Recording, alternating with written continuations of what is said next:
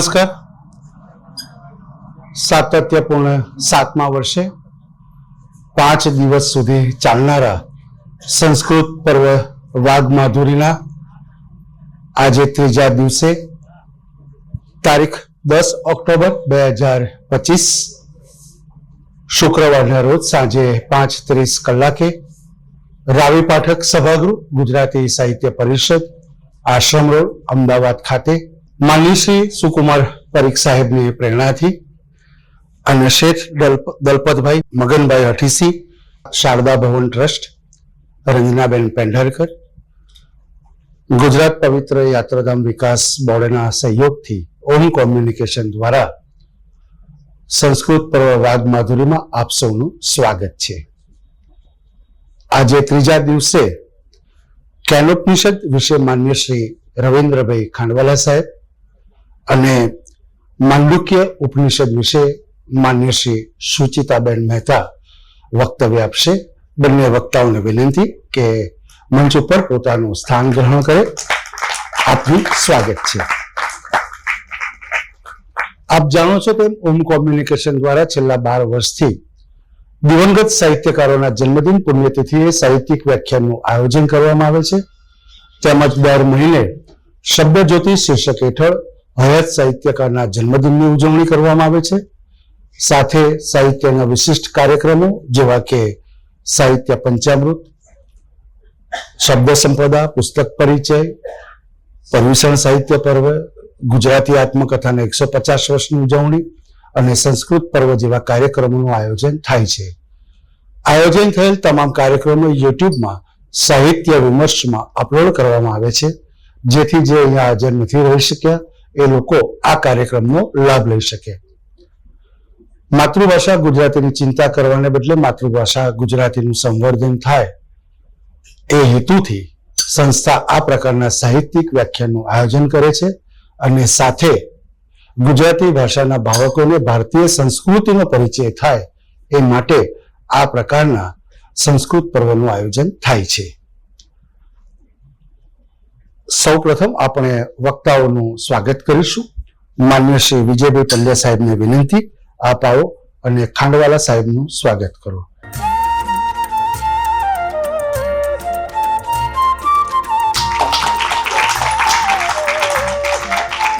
માન્ય શ્રી ગૌરાંગભાઈ દિવેટિયા સાહેબને વિનંતી, આપ આવો અને સુચિતાબેન મહેતાનું સ્વાગત કરો.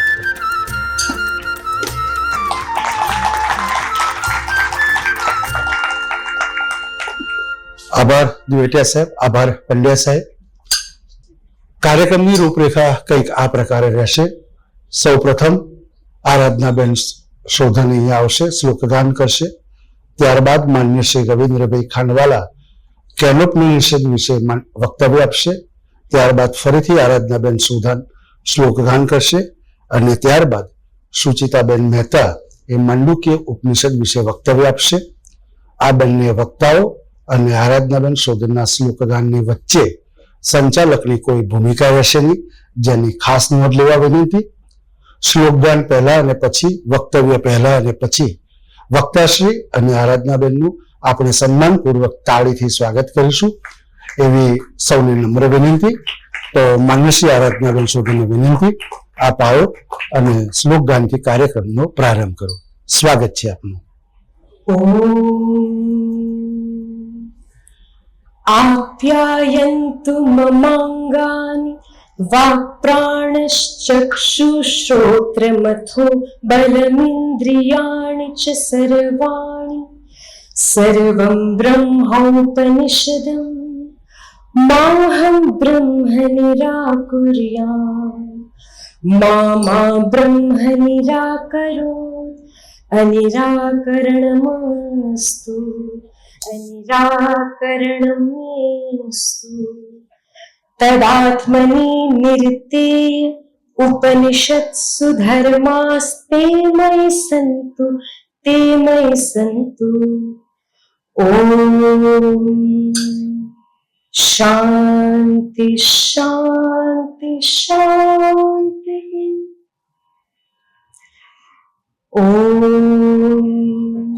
केनेशितं पतति प्रेषितं मनः केन प्राण प्रथम प्रैतियुक्तः केनेषितां वाचमिमां वदन्ति चक्षुश्रोत्रं कौ देवो युनक्ति श्रोत्रस्य श्रोत्रं मनसो मनो यद् वाचोह वाचं सौ प्राणस्य प्राणः चक्षुषश्चक्षुरतिमुच्य धीराः प्रीत्यास्मान् लोकादमृता भवन्ति यन्मनसा न मनुते येनाहुर्मनोमतम् तदेव ब्रह्म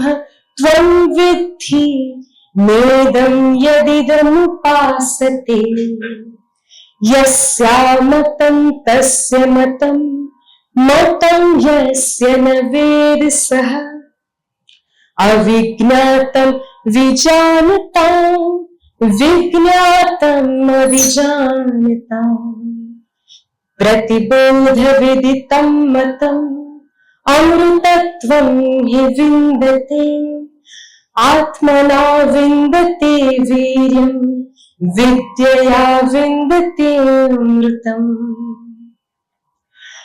इह चेदवेदीदथ सत्यमस्ति न चेदिहा वेदीं महती विनष्टिः भूतेषु भूतेषु विचित्य धीराः प्रीत्यास्मान् लोकादमृता भवन्ति तस्यैष आदेशो यदेतद् विद्युतो व्यद्युतदा इति न्यमीनिषिदा इत्यधिदैवतम् अथाध्यात्मं यदेतत् गच्छतीव च मनो अनेन चैतदुपस्मरत्यभीक्षणं सङ्कल्पः तद्धत्तद्वनं नाम तद्वनमित्युपासितव्यम् स य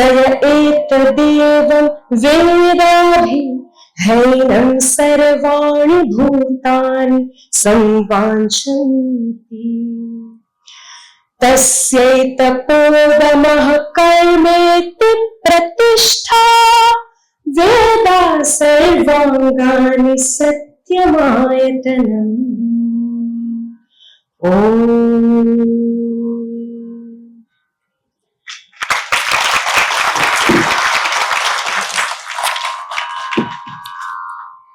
कृष्णाय वासुदेवाय हरे परमात्मने प्रणत क्लेश नाशाय गोविंदाय नमो नमः। ओम श्री गुरु गंगेश्वराय नमो नमः। वाग्माधुरी 2025 संस्कृत पर्वમાં આજે કેન ઉપનિષદ વિશે આપ સૌની સમક્ષ એનું જે ચિંતન છે એ રજૂ કરવા જઈ રહ્યો છું। એ પૂર્વે આયોજક શ્રી મનીષ પાઠક, સહયોગીઓ અને પ્રેરક એ સૌને હૃદયથી વંદન કરી અને એમની અનુમોદના કરું છું કે તેઓ અમદાવાદ જેવા આ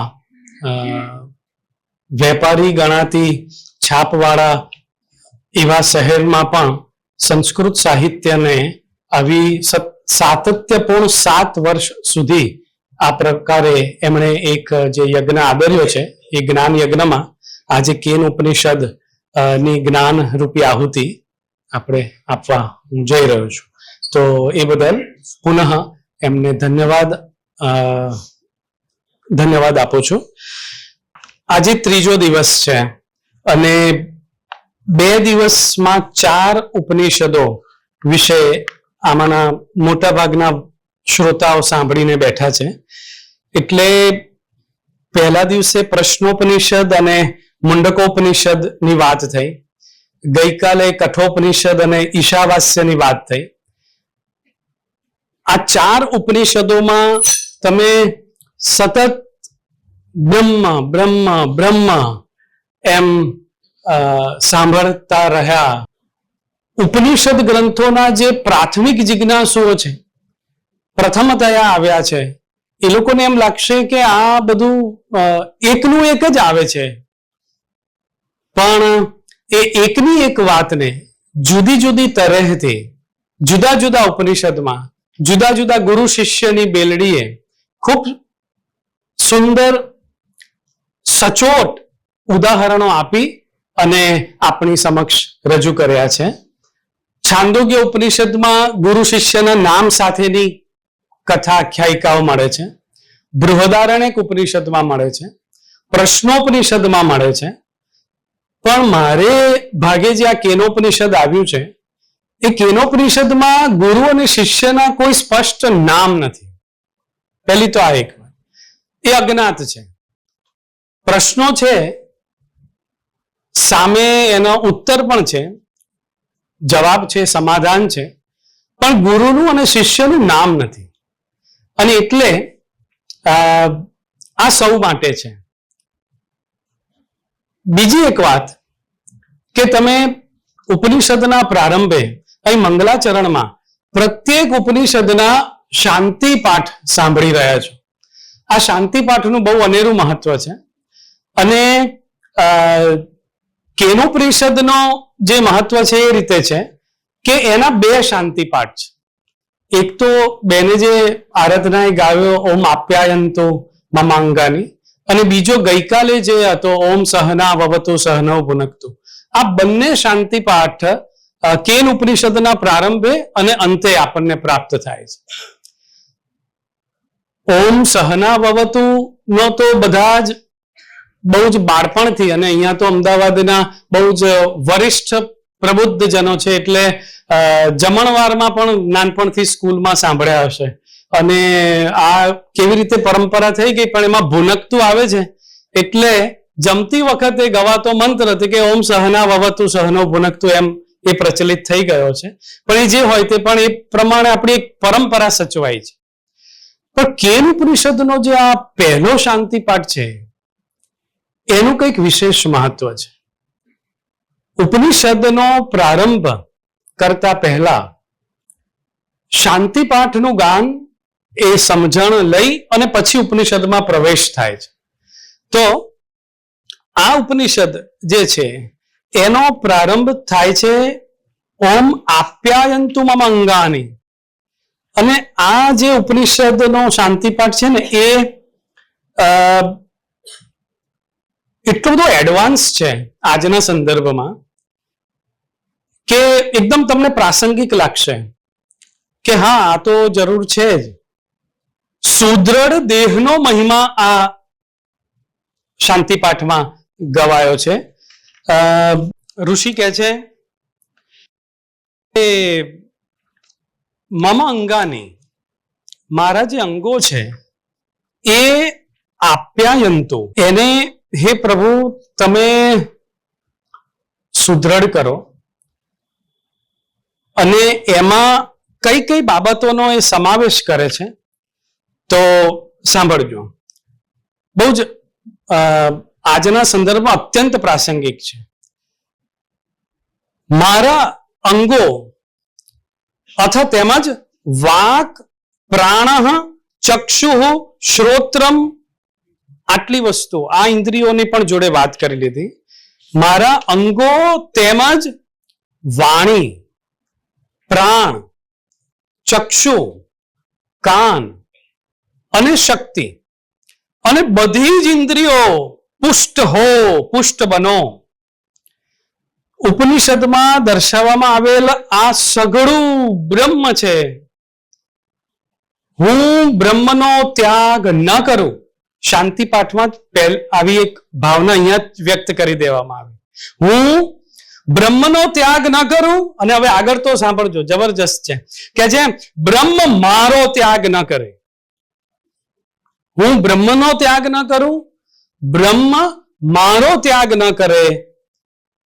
મારો ત્યાગ ન હો, ત્યાગ ન હો, બે વાર. ઉપનિષદમાં જે આત્મ વિષયક ધર્મો છે, અને હવે છેલ્લે તો શું કહે છે કે તદ આત્મની નિરતે ય ઉપનિષદ સુધર્મા તે મયી સંતુ, મારામાં રહો, મારામાં. ઉપનિષદના જે કોઈ ધર્મો છે, ઉપનિષદનું જે કોઈ સ્વારસ્ય છે, હે પરમ તત્વ, એ મારામાં આવી જાય. કેટલી સરસ ભાવના શાંતિ પાઠમાં વ્યક્ત કરી છે. અને હું બ્રહ્મનો ત્યાગ ન કરું અને બ્રહ્મ મારો પણ ત્યાગ ન કરે. સાહેબ, અહીંયા આ જે છે ને, બ્રહ્મ મારો ત્યાગ ન કરે, આ બહુ જ આની અંદર બહુ મોટો ધ્વનિ છે. બ્રહ્મ કોને પ્રાપ્ત થાય છે? આપણે ત્યાં એક એવી પેરેલલ પ્રારબ્ધ અને પુરુષાર્થની જે કશ્મકશ છે, એમાં એક વિચારધારા એવી પણ છે, જેના મૂળિયા ઉપનિષદમાં છે, કે એ જેનું વરણ કરે છે એને એ મળે છે. આ વાત આની સાથે હું કનેક્ટ કરું છું કે બ્રહ્મ મારો ત્યાગ ન કરે, કારણ કે જો એ ત્યાગ કરશે પછી મારું જીવન બધું ડામાડોળ થઈ જશે. એટલે કે પુષ્ટિ માર્ગમાં જેને આપણે અનુગ્રહ કહીએ છીએ, એ પોષણમ તદ અનુગ્રહ. વૈષ્ણવ વલ્લભાચાર્યજીએ જે વાત કરી એ આ ઉપનિષદના યમ એવ એષ વૃણુતે તેનૈવ લભ્ય, એને જે મળે છે, એ જેનું વરણ કરે છે કે આ મને પ્રાપ્ત કરે, એને જ એ પ્રાપ્ત થાય છે. બધું બધા માટે નથી. એવી જે એક આપણે ત્યાં વિચારધારા છે કે જે એનો યોગ્ય અધિકારી છે, જે એનો યોગ્ય પાત્રતા એની પ્રાપ્ત કરેલી છે, એને જ એ મળે છે. તો શાંતિ પાઠમાં એક આ પંક્તિ ખાસ ઉલ્લેખનીય છે કે હું બ્રહ્મનો ત્યાગ ન કરું અને બ્રહ્મ મારો ત્યાગ ન કરે. મિત્રો, ઉપનિષદોનો જે આ મહિમા છે એ ઘણાએ ગાયો છે અને કેટલા કવિઓએ કેટલું એની ઉપર લખ્યું છે, વિવેચકોએ લખ્યું છે. 1946માં વિનોબા ભાવેજીનું એક પુસ્તક પ્રકાશિત થયું, જે 4 લેખોનો સંચય છે. અને એમાં વિનોબાજીએ 1923ની સાલમાં મહારાષ્ટ્ર ધર્મ માસિકમાં ઉપનિષદાંચ અભ્યાસ એવા મથાળા હેઠળ એમણે 4 લેખ લખ્યા. અને એમાં એમણે એક બહુ સરસ વાત કરી આ ઉપનિષદની ફિલોસોફીના સંદર્ભમાં. એમણે વાંચીને જે એમણે એમની પોતાની જે લાગણી વ્યક્ત કરી છે, એમનો એ એટલા ભાવ વિભોર થઈ ગયા છે. અને કહે છે કે કવિએ કહ્યું છે હિમાલય સમો પર્વત નથી અને ઉપનિષદો જેવું પુસ્તક નથી. પણ મારી દ્રષ્ટિએ વિનોબાજીનું અવતરણ, મારી દ્રષ્ટિએ ઉપનિષદ એ પુસ્તક જ નથી, એક પ્રાતિભ દર્શન છે. અદ્ભુત શબ્દ એમણે વાપર્યો ઉપનિષદ માટે. વિનોબાજી કહે છે ઉપનિષદ એ બીજું કશું નથી મિત્રો, પણ કહે છે પ્રાતિભ દર્શન છે. હવે આ પ્રાતિભ શબ્દ આપણને ઘણું બધું સૂચવી જાય છે. પ્રાતિભ શબ્દ કેવી રીતે બન્યો? એ પ્રતિભામાંથી બન્યો. પ્રતિભા શબ્દ કેવી રીતે બન્યો? તો એમાં પ્રતિ અને ભા એમ 2 પદ છૂટા કરીએ ત્યારે અને ભેગા કરી એટલે પ્રતિભા બને. તો આ ઉપનિષદ ને એમણે પ્રાતિભ દર્શન કીધું. કેમ? તો કે છે પ્રતિભામાંથી એ પ્રગટ્યું છે. પ્રતિભા એટલે તો કે છે સામું પ્રકાશવું એટલે પ્રતિભા. પ્રતિ એટલે સામે, ભા એટલે પ્રકાશ. એવો ગુણ હોય કે ઈશ્વરના પ્રકાશમાં સામો પણ પ્રકાશી શકે, એને પ્રતિભા કહેવાય. કેવો ગુણ? એવો ગુણ હોય કે ઈશ્વરના પ્રકાશમાં સામો પણ પ્રકાશી શકે. અને વિવિધ સાધનાઓ કરીને સાધક પોતાના બાહ્યકરણો એટલે બાહ્ય ઇન્દ્રિયો અને અંતઃકરણને નિર્મળ, સ્વચ્છ, અરીસા જેવું અર્થાત આદર્શ બનાવે છે ને ત્યારે તે પ્રતિભાવાન બને છે. ઈશ્વરનો પ્રકાશ ઝીલીને વળતું બિંબ પોતાની આસપાસ એ ફેંકી શકે છે. તો આ ઉપનિષદનો મહિમા વિશેની પ્રાતિભ દર્શન વિશેની વાત વિનોબાજી કરે છે, જેના ઝબકારા આ પ્રાતિપ દર્શનના આ કેન ઉપનિષદમાં હમણાં આપણે આગળ જતા જોઈશું. એક બીજી વાત વિનોબાજીના સંદર્ભમાં કહી દઉં. એમને ઉપનિષદો પ્રત્યે એટલો બધો પ્રેમ, એ કહે છે કે, અને ગીતા તો ખરી જ, એટલે એ કહે કે મારા જીવનમાં ગીતા મારી માં થઈ ગઈ છે. એકદમ આમ શબ્દો તો જો કેવી રીતે આવે છે, મારા જીવનમાં ગીતા તો મારી માં થઈ ગઈ છે. પણ એ સ્થાન તો એનું એ જ છે, માં તો માં જ રહેવાની છે. પણ હું જાણું છું કે ઉપનિષદ એ મારી માની પણ માં છે. ઉપનિષદ એ મારી માની પણ માં છે. અને હવે તમે સાહેબ જુઓ, આ આખી વસ્તુ સાથે તરત જ તમને શ્રીમદ ભગવદ્ ગીતાની પુષ્પિકા યાદ આવી જાય, હે ને? ઇતિ શ્રીમદ ભગવદ્ ગીતા શું ઉપનિષદ શું, ગીતા પણ ઉપનિષદ છે. સર્વોપનિષદો ગાવ દોગ્ધા ગોપાલ નંદના પાર્થો વત્સઃ સુધીર ભોક્તા દુગ્ધમ ગીતા મૃતમ મહત. તો ત્યાં પણ કવિ એ જ કહે છે કે બધી જ ઉપનિષદોના રૂપી ગાયોનું દોહન કરી અને આ ગીતા બની છે. તો વિનોબાજીનો આ જે ભાવ છે, અને ઉપનિષદ એટલે ગુરુ ને શિષ્યનો સંવાદ, અત્યારે બહુ જ એક અલગ પ્રકારની લાગણી આવી રહી છે કે મારા બધા ગુરુજનો મારી સામે અને મારી સાથે બેઠા છે, પાસે બેઠા છે, અને શિષ્ય બોલી રહ્યો છે. અને આ છે ઉપનિષદ. એટલે આ કદાચ કળિયુગનો પ્રભાવ છે કે ગુરુ શિષ્યના સંવાદમાં પણ આ નવા પ્રકારનું ઉપનિષદ સંસ્કૃત પર્વમાં અહીં રચાયું છે. તો આ એની પણ એક નોંધ લેવી જોઈએ. તો આ 4 ઉપનિષદોનો પરિચય તમે લીધો, આસ્વાદન કર્યું, અને તમે બ્રહ્મ બ્રહ્મ બ્રહ્મ કહ્યું, સાંભળ્યું.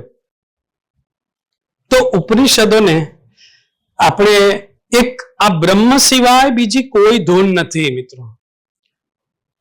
માણસ એની પાસે પહોંચે છે અને કહે છે કે હું પાપી છું, દોષી છું, મને બચાવો, મને શીખવાડો. તો ઉપનિષદ કહે છે વત્સ, તું પાપી નથી, તું દોષી નથી, તું બ્રહ્મ છે, તું બ્રહ્મ છે. અને મૂળમાં તારા આ બ્રહ્મ સ્વરૂપને જ તારે ઓળખવાનું છે. એણે એમ ન કહ્યું કે તું મારી પાસે આવ, હું તને પુણ્ય માર્ગ બતાવીશ, સાધના માર્ગ હું તને બતાવીશ. ના, એવું ના કહ્યું. એણે તો સીધું એમ જ કહ્યું કે તું પાપી નથી, તું તો બ્રહ્મ જ છે. અને આ સંદર્ભે ફરી વિનોબા ભાવે મને યાદ આવે છે. એ કહે છે કે આ ગ્રંથે એટલે કે ઉપનિષદોએ મને એટલી બધી હિંમત આપી છે કે દુનિયા આખી મારી સામે ઊભી હોય ને તો પણ મારી ઈચ્છા વિરુદ્ધ એ મને દબાવી શકે નહીં. આ હિંમત વિનોબાજી કહે છે મને ઉપનિષદોએ આપી છે. અને એવો આત્મવિશ્વાસ હું નિરંતર અનુભવું છું. ઉપનિષદ તો ઉપનિષદ જ છે, એના જેવો બીજો કોઈ ગ્રંથ નથી. આપણે જોઈએ ગ્રંથ નથી, વિનોબાજી કહે છે પ્રાતિભ દર્શન છે. એમ છતાં પહેલા મંત્રની વાત બ્રહ્મના વર્ણનની બધી શરૂ કરતા પહેલા એક અવતરણ એમનું કહી દઉં કે જેથી આપણને આખો એનો ઉઘાડ મળી રહેશે. વિનોબા ભાવે લખે છે કે આ દર્શનને એટલે કે ઉપનિષદના દર્શનને જો શબ્દોમાં અંકિત કરવાનો પ્રયત્ન કરવામાં ભલે આવ્યો, છતાં શબ્દોના પગ લથડી ગયા છે. તોય નિષ્ઠાના ચિહ્નો ઉભરી આવ્યા છે. એ નિષ્ઠાને હૃદયમાં ભરી અને શબ્દોની સહાયથી શબ્દોને દૂર હટાવીને, બહુ ઘેરી વાત છે, શબ્દોની સહાયથી શબ્દોને દૂર હટાવીને અનુભૂતિ કરવામાં આવે ત્યારે જ ઉપનિષદોનો બોધ થઈ શકે. એ માત્ર પ્રવચનથી ઉપનિષદોનો બોધ શક્ય નથી. દરેક ઉપનિષદ કોઈક ને કોઈક વેદ સાથે જોડાયેલું છે. કેનોપનિષદ સામવેદની તલવકાર બ્રાહ્મણનો એ 9મો અધ્યાય છે. તલવકાર બ્રાહ્મણનો 9મો અધ્યાય એટલે કેનોપનિષદ. ગુરુ જૈમિનીના નામ પરથી તલવકાર બ્રાહ્મણ એ જૈમિનીય સંહિતા તરીકે પણ ઓળખાય છે. હવે હું મારી જાતને સદભાગી માનું છું કે મને કેનોપનિષદ મળ્યું, કારણ કે આ મુખ્ય 10 ઉપનિષદો ઉપર જે આદિ શંકરાચાર્યજીએ ભાષ્ય રચ્યું છે એમાંનું આ એક જ ઉપનિષદ એવું છે મિત્રો કે જેની ઉપર શંકરાચાર્યજીએ 2 ભાષ્ય રચ્યા છે. એ એનો મહિમાનું મંડન કરે છે. એક છે પદ ભાષ્ય ને બીજું છે વાક્ય ભાષ્ય. તો એ રીતે પણ આનો ઘણો મહિમા છે. બીજા કોઈ પણ ઉપનિષદને આ પ્રકારનું બમણું સૌભાગ્ય પ્રાપ્ત થયું નથી અને એ રીતે આનું મહત્વ અધકેર્યું છે. કેન પણ ગઈકાલે જે ઈશની વાત કરી, ઈશોપનિષદની, એની જેમ નાનું છે પણ ઈશથી થોડું મોટું છે. 4 નાના ખંડ છે. પહેલા 2 ખંડ પદ્યાત્મક છે, પછીના 2 ખંડ ગદ્યાત્મક છે. કુલ મળીને 34 મંત્ર છે. શુદ્ધ બ્રહ્મનું પ્રતિપાદન કરવું એ આ પ્રસ્તુત ઉપનિષદનો ઉપક્રમ છે. અને આ ઉપનિષદ નાનું હોવા છતાં દાર્શનિક દ્રષ્ટિથી પર્યાપ્ત રૂપે મહનીય છે. એનો આપણે શાંતિપાઠ જોયો, સુદ્રઢ દેહનો મહિમા કીધો અને પછી હવે શરૂ થાય છે એક જ સાદો પણ અતિ ઊંડો પ્રશ્ન લઈને હવે શિષ્ય ગુરુ સમક્ષ આવે છે અને એ જીવનના કોયડાની પૂર્ણ મીમાંસા અત્યંત સૂત્રાત્મક ભાષામાં કરે છે. એની સુંદરતા અને મધુરતાનું આ જે કારણ છે તે આ છે. આ કેનોપનિષદ પોતે જ અંદર ગુરુ શિષ્યના સંવાદમાં સ્પષ્ટ કહી દે છે. એનું બીજું નામ અંદર જ આપ્યું છે અને એ છે બ્રાહ્મી ઉપનિષદ. કેનોપનિષદને બ્રાહ્મી ઉપનિષદથી પણ ઓળખવામાં આવે છે. પ્રથમ ખંડ પૂર્વાર્ધ અને શિષ્ય કહે છે, બેને જે મંત્ર શાંતિપાઠ પછી તરતનો જે ગાયો તો કેનેશિતમ પતતિ પ્રેષિતમ મનઃ. જે અત્યારે કેટલા બધાનો પ્રશ્ન છે કે હું નથી ઈચ્છતો તોય મારાથી આવું કામ કેમ થઈ જાય છે? તો કે છે તારા મનને કારણે. તો કે મનને કારણે થાય છે? તો કે મન કોનાથી પ્રેરિત થાય છે? મનને પ્રેરિત કોણ કરે છે? આ પ્રશ્ન શિષ્ય ગુરુને પૂછે છે. ઓમ કેનેશિતમ પતતિ પ્રેષિતમ મનઃ કેન પ્રાણઃ પ્રથમં પ્રૈતિયુક્તઃ કેનેશિતામ વાચમ ઇમામ વદંતિ ચક્ષુઃ શ્રોત્રમ ક ઉ દેવો યુનક્તિ. મનની વાત કરી પછી બીજો પ્રશ્ન કરે છે કે કોનાથી નિયોજિત થઈને પ્રથમ પ્રાણ ચાલે છે? અંદર આ પ્રાણ તંત્ર બધું કોણ ચલાવે છે? પહેલો પ્રાણ કોણ ચલાવે છે? કોનાથી પ્રેરિત થઈને ચાલે છે?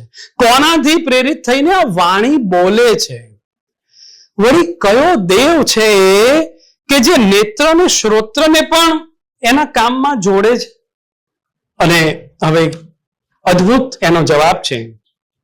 શ્રોત્રસ્ય શ્રોત્રમ મનસો મનોયત વાચોહ વાચમ સઉ પ્રાણસ્ય પ્રાણઃ ચક્ષુષશ્ચ ચક્ષુરતિમુચ્ય ધીરાઃ પ્રેત્યાસ્મ લોકાદમૃતા ભવંતિ.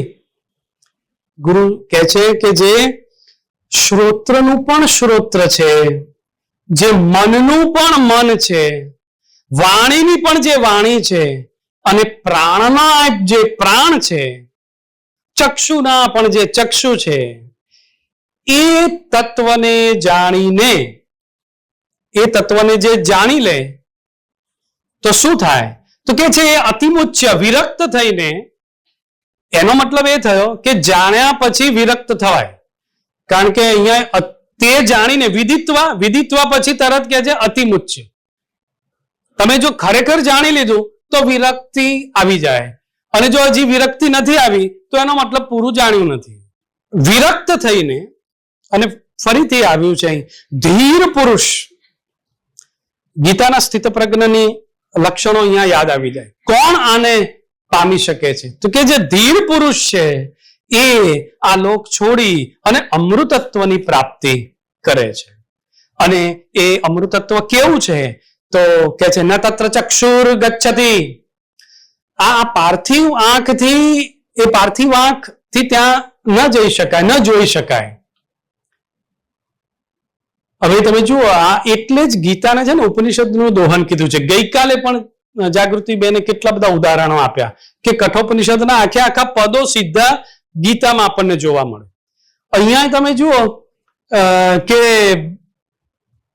અર્જુન ની સમક્ષ જ્યારે શ્રી કૃષ્ણ જે વિરાટ સ્વરૂપ બતાવે છે ત્યારે કે છે કે હું આ તમે બધું બંધ કરો, મારાથી નથી જોઈ શકાતું. આ પાર્થિવ ચક્ષુ ન તત્ર ચક્ષુર ગચ્છતિ, ત્યાં ચક્ષુ જઈ શકતું નથી. ન વાગ ગચ્છતિ નો મનઃ ન વિદ્મઃ ન વિજાનીમો યથા એતદ અનુશિષ્યાત. વાણી પણ નથી પહોંચી શકતી, મન પણ નથી પહોંચી શકતું. આ તત્વ વિશે શિષ્યને કેમ શીખવાડવું? એ પણ ન વિદ્મઃ. હવે ગુરુ પોતે પણ ચિંતન કરે છે. જો આખી શૈક્ષણિક પદ્ધતિ કે શિષ્યના આવેલા પ્રશ્નથી ગુરુને જો નથી આવડતું એમ નથી કહેતો બેસ્ટ ચૂપ ક્લાસમાં તારે પ્રશ્ન નહીં કરવાનો. ના, ગુરુ કહે છે કે હા આ બહુ અઘરા પ્રશ્નો આણે કર્યા, પણ ન વિદ્મઃ, આ તો સાલું અમે પણ જાણતા નથી. તે તત્વ જાણવામાં કેમ નથી જાણતા? હવે એવું ના માનશો કે આ ગુરુ કઈ આજે કોઈ ઋષિ હશે એ કઈ કમ બુદ્ધિ ના હશે, પણ એ એમની ઉદારતા બતાવે છે. એ એમ કે છે, આનો જવાબ સાંભળજો, એ બહુ સરસ કે છે. અન્યદ એવ તદ વિદિતાદ અથો અવિદિતાદ અધિ ઇતિ શુશ્રુમ પૂર્વેશામ યે નસ્તદ વ્યાચ ચક્ષિરે. અર્થાત એ તત્વ જાણવામાં આવે, અમે આમ બહુ સ્પષ્ટ રીતે એમ કે નથી જાણી શકતા. કેમ નથી જાણી શકતા? તો કે છે કે એ તત્વ એવું છે કે જાણવામાં આવેલ બાબતોથી જુદું જ છે, અને ન જાણવામાં આવેલ બાબતોથી વિશેષ છે. અધિ. જે પુરુષોએ અમને આ તત્વની વ્યાખ્યા કરી એમની પાસેથી પણ ઇતિ શુશ્રો, અમે આવું જ સાંભળ્યું છે. અમે પણ, એટલે ગુરુ કહે છે કે મેં મારા ગુરુ પાસેથી જે સાંભળ્યું હતું તો એણે અમને આવું જ કીધું હતું કે જાણી શકાય એમ નથી, અને જે ન જાણી શકાય એવી વસ્તુ છે એનાથી વિશેષ છે. યદ વાચાન અભ્યુદિતમ યેન વાગ અભ્યુદ્યતે તદેવ બ્રહ્મ ત્વમ વિદ્ધિ ન ઇદમ યદિદમ ઉપાસતે. અને હવે તો અદ્ભુત અહીંયા ફરીથી યાદ કરવા પડે વિનોબાજી અને મગનભાઈ, જેમણે ગુજરાત વિદ્યાપીઠમાંથી કેન ઉપનિષદ નું સંપાદન કર્યું છે. એ એમના મતે તો આ ઋષિએ જબરજસ્ત વિદ્રોહ કર્યો છે કે આપણે બધા જ કોઈક ને કોઈક દેવી દેવતાની ઉપાસના કરતા હોઈએ છીએ, કોઈ પરમ તત્વને આપણે પકડી લઈએ છીએ. પણ આ ઉપનિષદના ઋષિ તો બહુ જ મોં ફાટ સામે જ કહી દે છે કે આ યદિદમ ઉપાસતે, તું આ જેની ઉપાસના કરે છે ને એ તો બ્રહ્મ નથી, જેટલું સાંભળી લે એ તો નથી જ. એવું બહુ સ્પષ્ટ શબ્દોમાં એ કહી દે છે કે જે વાણીથી પ્રકાશિત નથી થતું, પરંતુ વાણી જેનાથી પ્રકાશિત થાય છે એને જ તું બ્રહ્મ જાણ. જેની આ બધા ઉપાસના કરે છે ને એ તત્વ એ બ્રહ્મ છે એવું તું સમજવાની કોશિશ કરીશ નહીં. અને પછી ક્રમશઃ બ્રહ્મનું શબ્દાતીત સ્વરૂપ, બ્રહ્મનું કલ્પાતીત સ્વરૂપ, બ્રહ્મનું દર્શનાતીત સ્વરૂપ, બ્રહ્મનું શ્રવણાતીત સ્વરૂપ, બ્રહ્મનું પ્રાણથી પણ અતિ આગળનું સ્વરૂપ અહીંયા રજૂ થયું છે. બીજા ખંડમાં અનિર્વચનીય બ્રહ્મનું નિરૂપણ આવે છે, જેને આધાર બનાવીને આદિ શંકરાચાર્યજીએ કેવલાદ્વૈત મતનું પ્રતિપાદન કર્યું. અનિર્વચનીય ખ્યાતિ, અનિર્વચનીય, જેને વચનોમાં બદ્ધ ન કરી શકાય ને એને અનિર્વચનીય કહેવાય. અવ્યક્ત, વ્યક્ત એટલે પ્રગટ થાય, પણ અવ્યક્ત વાણીથી જે પ્રગટ ન થઈ શકે. તો યદિ મન્યસે સુવેદેતિ દભ્રમ એવાપી નૂનમ ત્વમ વેત્થ બ્રહ્મણો રૂપમ યદસ્ય ત્વમ યદસ્ય દેવેશ્વથ નુમિમાંસ્યમેવ તે મન્યે વિદિતમ. આચાર્ય શિષ્યને કહે છે કે જો હું સારી રીતે જાણું છું, બ્રહ્મને હું જો સારી રીતે જાણું છું એમ માનતો હોય તો ખરેખર તું બ્રહ્મના માત્ર અલ્પ રૂપને જ જાણે છે. આ બ્રહ્મનું જે રૂપ તું જાણે છે તેમજ દેવતાઓમાં આ બ્રહ્મની જે જાણકારી છે એ કેવી છે? અલ્પ, થોડી જ છે. જુઓ કેટલી બધી હિંમતપૂર્વક આ ઋષિ કહી શકે છે કે દેવો પણ બધું જાણતા નથી, દેવો પણ સર્વજ્ઞ નથી, દેવો પણ બ્રહ્મને જાણતા નથી. અને આના જ કનેક્શનમાં આગળ એ આખ્યાયિકા આવવાની છે. દેવો પણ સંપૂર્ણ રીતે એ તત્વને, તે પર બ્રહ્મ તત્વને જાણતા નથી, આવું સ્પષ્ટ કેન ઉપનિષદ કહે છે. તેથી શું કરવાનું? તો કે આ બ્રહ્મ વિચારણીય છે. શિષ્ય કહે છે મન્યે વિદિતમ, હા તો હું એ માનું છું. નાહમ મન્યે સુવેદેતિ નો ન વેદેતિ વેદ ચ યોનસ્તદ વેદ તદ્વેદ નો ન વેદેતિ વેદ ચ. કેવો ન વદ એનો જે પ્રાસ ઋષિએ અહીં બેસાડ્યો છે, અને આ તો ઈશ્વરીય વાણી છે. અને કેટલું સરસ રીતે કહે છે કે હું બ્રહ્મને જાણું છું એમ હું નથી માનતો, તેમજ નથી જાણતો ને એમ પણ હું નથી માનતો. તેથી જ હું બ્રહ્મને જાણું છું. આપણામાંથી જે તે બ્રહ્મને જાણે છે તે તેને નથી જાણતો, અને જે નથી જાણતો તે એને જાણે છે. જે નથી જાણતો એ જાણે છે, ને જે જાણે છે એ નથી જાણતો. તો તાત્પર્ય તો એ છે, આપણે એક સરસ વાક્ય છે ગુરોસ્તુ મૌનમ વ્યાખ્યાન. જ્યારે બધું જ પમાઈ જાય પછી મુખરતા જતી રહે, એ ઠરેલ થઈ જાય, શાંત થઈ જાય. અને શાંત ક્યારે થાય? તો ફરી ભગવદ્ ગીતા, ત્યાગથી શાંતિ આવે. ત્યાગાત શાંતિ અનંતરમ, પછી શાંતિ. પણ ત્યાગ જ તકલીફ આપે છે ને. ત્યાગ ક્યાં થઈ શકે? ત્યાગ નથી થઈ શકતો. અને ઉપનિષદો સતત એની જ વાત કરે છે. ગઈકાલે ઈશાવાસ્યમાં પણ એ જ વાત કે ત્યાગી પછી ભોગવ. અને ત્યાગ અને ભોગ આ બંને આમ સાથે જતા પાટા છે, બંનેને જોડે રાખવાના છે. અને અહીંયા પણ એની વાત, વિરોધાભાસની વાત આવી, અને બ્રહ્મજ્ઞાનીની ઓળખ આ રીતે કરાવે છે. અને આપણામાંથી જે આ બ્રહ્મને જ્ઞેય અને અજ્ઞેય એમ બંને માને છે ને, એ બ્રહ્મને જાણે છે. હવે આ બીજું અર્થઘટન, આનું ઇન્ટરપ્રિટેશન. આપણામાંથી જે બ્રહ્મને જ્ઞેય અને અજ્ઞેય એમ બંને રીતે જેણે જાણી લીધું છે એ બ્રહ્મને જાણે છે. અને આ અનુવાદ નો શ્રેય આદરણીય ગુરુવર્ય ગૌતમભાઈ પટેલ સાહેબને જાય છે. એમણે પણ સંસ્કૃત સેવા સમિતિમાંથી કેન ઉપનિષદ પ્રકાશિત કર્યું છે, અને એમાં એમણે આવું ઇન્ટરપ્રિટેશન આપ્યું. યસ્યા મતમ તસ્ય મતમ મતમ યસ્ય ન વેદસઃ અવિજ્ઞાતમ હિ વિજાનતામ વિજ્ઞાતમ અવિજાનતામ. જે બ્રહ્મને નથી જાણતો તે એને જાણે છે, અને જે જાણે છે તે નથી જાણતો. જાણનાર માટે આ બ્રહ્મ હંમેશા ન જણાયેલું રહે છે, અને જાણનારને માટે સારી રીતે જાણેલું એ આ બ્રહ્મ સારી રીતે જાણવામાં આવેલું બની જાય છે. તો આ રીતે અપરિમિત છે, પ્રતિબોધ વિદિત બ્રહ્મ, એમ પછી બ્રહ્મની બધી વાત આગળ આવે છે. અને છેવટે બ્રહ્મની ઓળખ આપી, બ્રહ્મના અધિકારીની વાત કરી, બ્રહ્મનું અનિર્વચનીય સ્વરૂપ ને એ બધી ચર્ચા કરી.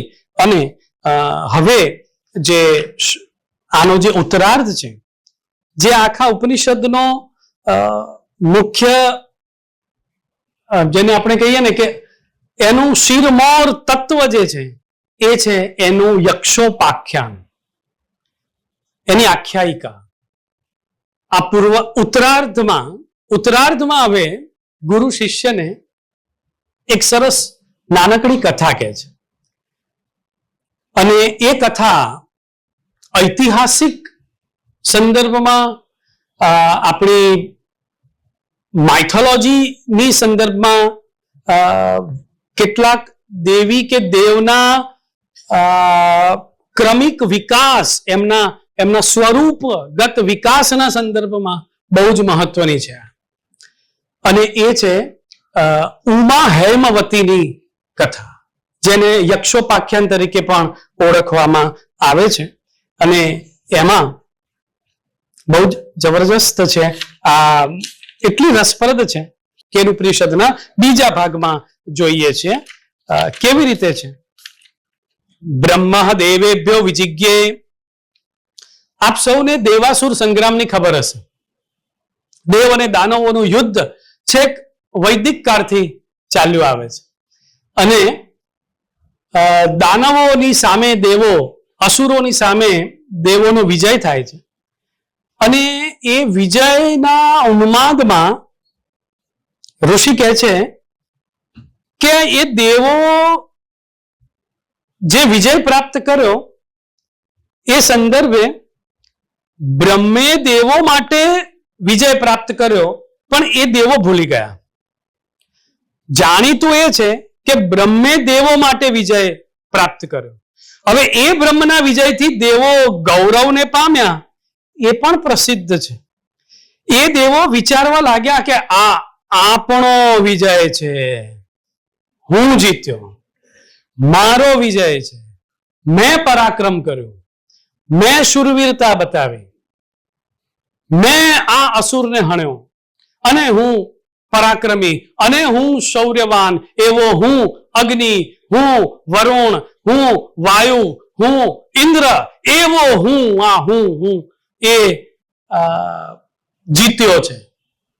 અને એ લોકો ભૂલી જાય છે કે કોની પ્રેરણાથી જીત્યા છે. જો આની સાથે અનુસંધાન છે, કોની પ્રેરણાથી આ બધું થાય છે એ જ આપણે ભૂલી જઈએ છીએ. અને આપણે જીવનમાં પણ આપણે ક્યારેક આવી કૃતજ્ઞતા બતાવતા હોઈએ છીએ કે જેને કારણે આપણું અસ્તિત્વ છે, જેને કારણે આપણે 2 ડગલા ચાલતા થયા, 2 વિચારતા થયા.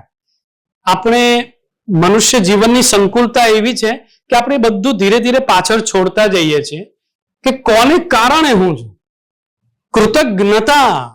કૃતજ્ઞતા જે છે એ કૃતજ્ઞતા એ ભારતીય દેન છે.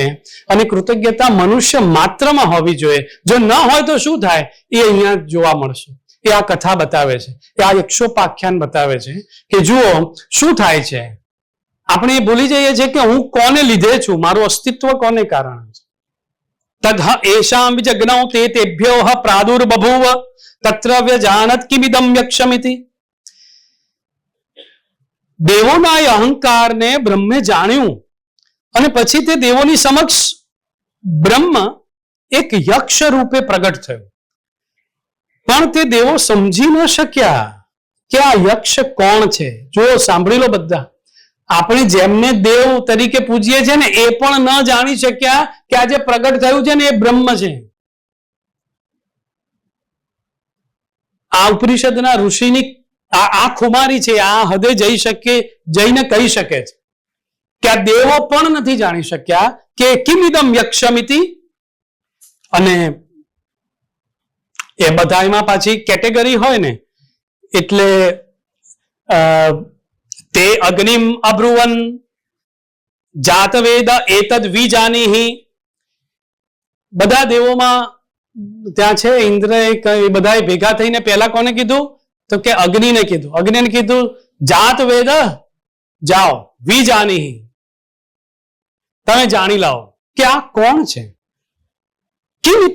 કિમ એતદ યક્ષમ ઇતિ, અને એ ત્યાં ગયા અને પૂછ્યું કે તમે કોણ છો, અને પછી પોતે પોતાનો પરિચય આપે છે. હવે જુઓ આ દેવોનો અહંકાર, જે ઉન્માદ છે, વિજયનો ઉન્માદ, એના સંદર્ભમાં એ નમ્રતા ભૂલી જાય છે, વિનય ભૂલી જાય છે, વિવેક ભૂલી જાય છે, અને એનું શું પરિણામ આવે એ આપણે જોઈએ. તો અગ્નિ કહે છે હું અગ્નિ, અગ્નિ તો ખરો પણ અહમ અસ્મિ અગ્નિ, પણ કે છે જાત વેદા વા અહમ. અગ્નિ અગ્નિ એટલે અહમ જાત વેદા વા અહમ. તું એમ જાણ કે હું તો જન્મથી જ જ્ઞાની છું. સારું, તો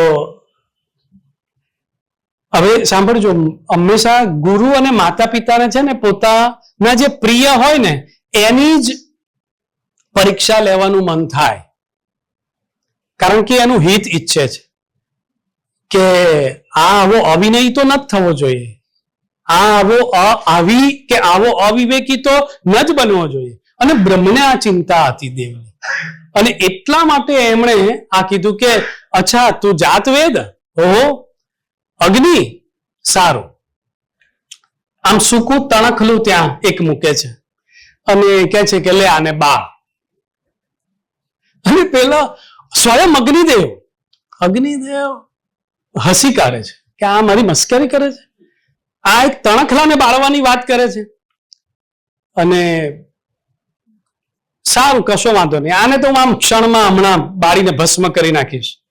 અને જેવો બાળવા જાય છે, તણખલામાં સહેજ પણ દાહકતા, કશી જ અગ્નિની ઉષ્ણતાનો સ્પર્શ પણ એ તણખલાને થતો નથી. અને અગ્નિદેવ વિલા મોડે પાછા આવે છે. હવે અથ વાયુમબ્રુવન, હવે બધા ભેગા થઈને વાયુદેવને કીધું, વાયુદેવ તમે જાઓ અને જાણી આવો કે કિમિદમ યક્ષમિતિ, આ યક્ષ કોણ છે, શું છે. એ જાય છે. હવે જોજો પેલો વિજયનો ઉન્માદ એવો મગજ પર ચડી ગયો છે ને આ દેવોને, તે જઈને કહે છે કે તદ અભ્યદ્રવત તમ અભ્યાવદત કોસીતી, કોણ છે તું? વાયુર્વા, હું વાયુદેવ. અહમ અસ્મિતિ અબ્રવીન માતરીશ્વા વા અહમિતિ. દરેક જણને છે ને પોતાની એક વિશેષ ઓળખાણ આપવાની એક ટેવ હોય છે કે મારી પાછળ આટલું આટલું તો બોલાવવું જોઈએ, નામની પાછળ પ્રા ટપકું ડો ટપકું, આવું પણ આવવું જોઈએ. એકલું રવિન્દ્ર ખાંડવાળા નહીં, કશું નહીં તો કે આગળ શ્રી તો લખો. તો અહીંયા દેવો હું વાયુ એટલેથી અટકતા નથી, પેલા અગ્નિ એટલું કઈ અટક્યા નહીં. અહીંયા તો શું કે છે માતરીશ્વા, પોતાનો વિશેષ પરિચય, પણ એ વિશેષ પરિચય આપવા માટેનો પણ વિવેક જોઈએ. એ આ કથા શીખવાડે છે કે ક્યારે અપાય, કેવી રીતે અપાય, ક્યાં અપાય. અને એ વિવેક આ દેવો ચૂક્યા છે. વાયુ પણ પોતાના પરિચયમાં કહે છે માતરીશ્વા, આ સમગ્ર અંતરિક્ષમાં ફરનારો એવો વાયુ, કોઈ સામાન્ય વાયુ નથી. અને કે સારું, તો લે આ તણખલું અને એને ઉડાડ. યક્ષ કે છે આ તણખલું, એને તણખલું આપે છે અને કે છે લો આને ઉડાડો. પેલો કેવો હશે તમે વિચાર્યો, વાયુ સ્વયં વાયુદેવને એમ કે તું આ તણખલાને ઉડાડ. અને એ પૂરા જોર લગાવીને એને ઉડાડવા પ્રયત્ન કરે છે, પણ ટસનું મસ થતો નથી. તણખલો એમનું એમ ત્યાં સ્થિર રહે છે અને એ પણ વિલા મોડે પાછા જાય છે. વાયુ પણ નિષ્ફળ જાય છે. અથ ઇન્દ્રમ અબ્રુવન મઘવન. હવે બધા ભેગા થઈને ઇન્દ્રને કહે છે કેમ કરો ઇન્દ્રદેવ, હવે તમે જાઓ. અને ઇન્દ્ર જાય છે. ઇન્દ્રનું એક બીજું વિશેષણ છે અહીંયા મઘવન, બહુ મોટો પરાક્રમી છે ઇન્દ્ર. અને કે છે તમે આને જાણી લાવો કે આ યક્ષ કોણ છે. અને હવે ખરી મજા આવે છે. જેવા ઇન્દ્ર એ યક્ષ પાસે જાય છે ને ત્યાં જ પેલું યક્ષ અંતર્ધ્યાન થઈ જાય. અદ્રશ્ય થઈ જાય અને એની જગ્યાએ એક સુંદર સુવર્ણના સમી એવી તસ્મિન એવા આકાશે સ્ત્રીયમા જગામ બહુશોભમાનામ ઉમામ હેમવતીમ તામ હોવાચ કિમ એતદ્યક્ષમ ઇતિ. અને એની જગ્યાએ કોણ પ્રગટ થાય છે? તો બહુશોભમાનમ, અત્યંત સુંદર એવી ઉમા હેમવતી ત્યાં સ્ત્રી પ્રગટ થાય છે. એને પછી ઇન્દ્ર પૂછે છે કે આ યક્ષ કોણ હતો? અને ઇન્દ્ર સમક્ષ ઉમા હેમવતીનું પ્રાગટ્ય થાય છે. તે જણાવે છે કે આ યક્ષ જે હતું ને એ જ બ્રહ્મ હતું. ઇન્દ્ર આ બ્રહ્મ છે અને આ બ્રહ્મના એના વિજયથી જ તમે મહિમાવાન છો. અને ત્યાર પછી ઇન્દ્રે જાણ્યું કે હો આ બ્રહ્મ છે. તસ્માદ વા એતે દેવા અતિતરામીવ અન્યાન દેવાન. અને હવે આ રહસ્ય અહીંયા પ્રગટ થાય છે કે કેમ અગ્નિ, વાયુ ને ઇન્દ્ર અન્ય દેવો કરતા અતિતરામ શ્રેષ્ઠતાને પામ્યા. કારણ કે સૌથી પહેલા નજીકથી જો કોઈએ બ્રહ્મને જોયું હોય, જાણ્યું હોય, સાંભળ્યું હોય, અનુભવ કર્યો હોય તો એ આ ત્રણ દેવ છે, અગ્નિ, વાયુ અને ઇન્દ્ર.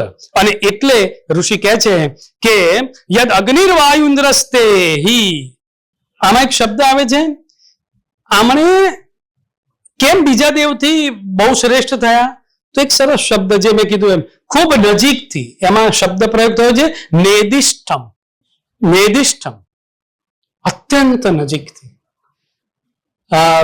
શિવ મહિમ્ન સ્તોત્ર જો કોઈને સ્મરણમાં હોય તો એમાં શિવની સ્તુતિમાં આવે છે નમો નેદિષ્ઠાય પ્રિયદવદવિષ્ઠાય ચ નમો, નમો ક્ષોદિષ્ઠાય સ્મર હર મહિષ્ઠાય ચ નમો, નમો વર્ષિષ્ઠાય ત્રિનયન યવિષ્ઠાય ચ નમો, નમઃ સર્વસ્મૈતે તદિદમિતિ શર્વાય ચ નમઃ.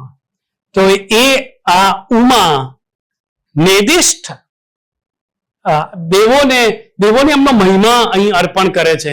અને આ જે કથા છે એના ઘણા બધા સંકેતો છે. છેવટે દેવોએ સકળ સમૃદ્ધિ વાળા ઇન્દ્રને વિનંતી કરીને ઇન્દ્ર જાણી આવ્યા. ઉમાએ એમને કહ્યું કે જેના બળ થકી વિજય પ્રાપ્ત કર્યો છે ને તમે જે મોટાઈને પામ્યા છો ને ભાઈ, એ આ સાક્ષાત બ્રહ્મ જ છે. તો આ ઉમાના જે શબ્દો છે એ ઇન્દ્રના હૃદયમાં આર પાર બરાબર ઉતરી ગયા, એની બુદ્ધિમાં પ્રકાશ થયો. ઇન્દ્રના હૃદયાકાશમાં પ્રગટ થયેલી ને તેને બ્રહ્મનો ઉપદેશ આપનારી હેમવતી. હવે આપણે થોડા એના વિવેચનમાં જઈએ. હેમવતી કીધું છે એટલે હિમાલયની કન્યા. અને આ હિમાલયની કન્યા, આ શક્તિ પંથની આદ્ય માતા, આ ઉમાદેવી કોણ હશે? વાર તેજના બહુશોભમાન છે ને, એના અર્થો બહુ બધા થયા છે. તેજના અંબાર જેવી આ ઉમા એ વિદ્યાદેવી છે એવું ભાષ્યકારે નોંધ્યું છે. ઇન્દ્ર અને યક્ષ એટલે જીવ અને શિવ એ બેનો ભેટો કરી આપનારી શક્તિ એટલે આ ઉમા. અને એ ઉમા એટલે બ્રહ્મ વિદ્યા એમ માનવામાં કશી જ હરકત નથી. પણ બ્રહ્મ વિદ્યાને હવે જે મજા છે તે આ છે, બ્રહ્મ વિદ્યાને ઉમા એવું નામ કેમ કીધું? બીજા કેટલા બધા નામો છે દેવીઓના, એમાંથી ઉમા નામ જ કેમ પસંદ કર્યું? ધારો કે આપણે શિવની સાથે કે હિમાલયની પુત્રી સાથે પણ એને જોડીને વાત કરીએ તો બીજા ઘણા નામ છે, પણ ઉમા જ નામ કેમ? તો સાહેબ આનું પણ એક સરસ રહસ્ય છે કે ઉપનિષદો બ્રહ્મના બીજા પર્યાય તરીકે ઓમકારને ગણે છે. અને આ ઓમકારનો જ વિપર્યય રૂપ તે ઉમા છે. ઓમકાર એ શિવ છે અને ઉમા એ પાર્વતી શિવા છે. અને બ્રહ્મ વિદ્યાના ધનુષ્ય પર આત્માનું બાણ ચડાવો ને તો જ બ્રહ્મને વિંધી શકાય એવું ઉપનિષદનું એક વચન છે. એ દ્રષ્ટિએ હવે સાંભળજો, ઉમા એટલે બ્રહ્મ વિદ્યા એમ જ સમજવું જોઈએ, એ સ્પષ્ટ છે. પણ ઉપનિષદકારોની પદ્ધતિ પ્રમાણે રૂપકની અંદર છે ને ગૂઢ અર્થ હોય, એ શબ્દની અંદર જ કંઈક એને ખૂબીથી મૂકી દીધો હોય. અને એ ખૂબી કઈ? તો હવે જુઓ, ઓમકાર અક્ષરના બંધારણ તરફ છે ધ્યાન આપો. એ જ અક્ષરોને જુદા ક્રમમાં લઈ જાઓ. અ, ઉ અને મ, એ ત્રણ અક્ષરોના જોડાણથી બનેલો અક્ષર છે ઓમકાર. એ જ અક્ષરોને જુદા ક્રમમાં લઈને સ્ત્રીલિંગ રૂપે બનાવીએ તો મની પાછળ આકાર લગાડીએ તો શું બનશે? માં. તો એ રીતે ઉમા શબ્દ બને છે. અને આવી રીતે ઉમા શબ્દ વડે ખરેખર અહીંયા આખા ઉપનિષદમાં ભલે ઓમકારનું પ્રતિપાદન નથી, એમ છતાં પણ ઉમા દ્વારા અહીં ઓમકારનું સૂચન થઈ જાય છે. અને આ ઓમકાર એટલે જ બ્રહ્મ વિદ્યા. ઓમકાર એટલે જ બ્રહ્મ વિદ્યા. અને ઓમકાર એ બ્રહ્મ વિદ્યા મંદિરનું ગભારું છે, એનું ગર્ભદ્વાર છે. ઓમકારને માટે પ્રણવ એવો બીજો શબ્દ પણ વપરાય છે. નું એટલે સ્તુતિ કરવી. અને એ ધાતુની આગળ પ્ર એવો ઉપસર્ગ જોડીએ ને એટલે પ્રણવ આવો શબ્દ બને. અને અક્ષરશઃ ઉત્તમ સ્તુતિ એવો એનો અર્થ થાય પ્રણવનો. અને આવા ઉત્તમ સ્તોત્રનું, પ્રણવનું અથવા કહો કે ઓમકારનું અંતરમાં ચિંતન તેમજ બહારથી એનો જપ, એ બ્રહ્મ વિદ્યાના આંતર બાહ્ય એવા બે અંગો છે. તો આ ઉમાના વચનો સાંભળતા બરાબર ઇન્દ્રની બુદ્ધિમાં પ્રકાશ પડ્યો. એક આ અર્થઘટન છે. અને બીજું અર્થઘટન ગુરુ કૃપાથી આ વિદ્યાનું જે મળ્યું છે, અગ્નિ, વાયુ, ઇન્દ્ર, આ બધા શેના પ્રતીકો હશે? આનું ડિકોડિંગ કેવી રીતે કરીશું? તો આપણે જોઈ લીધું કે યક્ષ એ બ્રહ્મનું પ્રતીક છે આ આખી આખ્યાયિકામાં. અગ્નિ એ અગ્નિ વાયુને દર્શન આપે છે બ્રહ્મ, યક્ષ. ઇન્દ્ર સમક્ષ એ અદ્રશ્ય થઈ જાય છે. ત્રણેય દેવોમાં અગ્નિ છે ને એ પૃથ્વી સ્થાનીય દેવ છે. સમષ્ટિની રીતે જોઈએ તો સૃષ્ટિમાં ઉષ્ણતા ઉત્પન્ન કરનારો દેવ છે. વાયુ છે એ ગતિ આપનારો દેવ છે.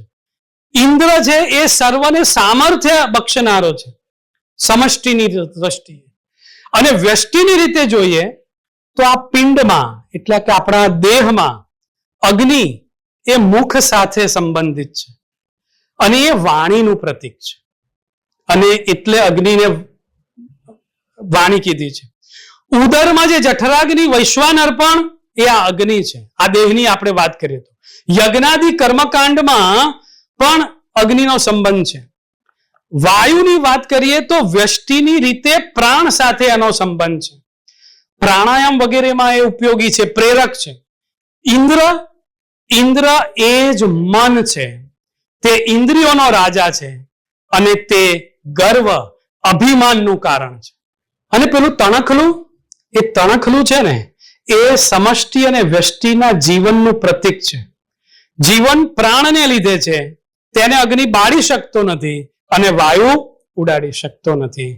કારણ કે કરતા હરતા જો કોઈ હોય તો એ બ્રહ્મ છે. આ હું કરું છું એમ કહેવું એ તો માનવીનું મિત્રો મિથ્યાભિમાન છે. તો આ એનું એક બીજું અર્થઘટન આપની સામે મૂક્યું. અને અંતે ઉપસંહાર રૂપે હું એટલું કહીશ કે કેનોપનિષદના ઋષિએ અત્યંત અર્થ ગંભીર એવી વાણીમાં આપણી સમક્ષ બ્રહ્મ તત્વનું જે પોત છે એ ખોલી આપ્યું છે.